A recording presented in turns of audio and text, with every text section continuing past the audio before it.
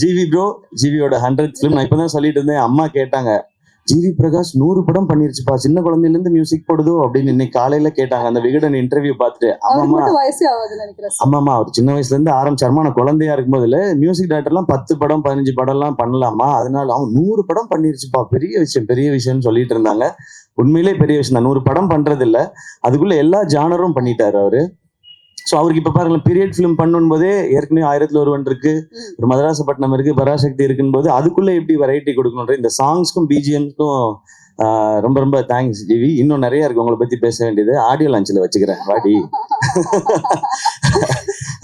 And எல்லா டெக்னீஷியன்ஸ்க்கும் ரொம்ப thanks. ஏன்னா இது 25th ஃபிலிம், ரொம்ப ஸ்பெஷலா. இது 25th ஃபிலிம் ஆனதுக்கு காரணமும் ஆகாஷ் தான்.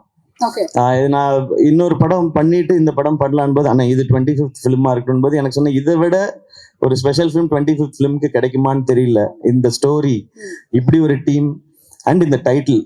ஸோ இது வந்து அந்த பராசக்தியோட அருள் தான் நினைக்கிறேன் எனக்கு கிடைச்சிருக்குது. ஸோ இதெல்லாம் அமைஞ்சிருக்குன்றது. அண்ட் வேர்ல்ட் ஆஃப் பராசக்தி 1960களுக்கு உங்களை எடுத்துட்டு போய் ஒரு 2.5 மணி நேரம் கூட்டிட்டு போய் ஒரு 2.5 மணி நேரம் உங்களுக்கு அந்த எக்ஸ்பீரியன்ஸை காட்டுறதுக்கான முயற்சி தான் எல்லாருமே பண்ணியிருக்கோம். இந்த படம் ரொம்ப ரொம்ப முக்கியமான ஒரு பிரச்சனையை பேசும்.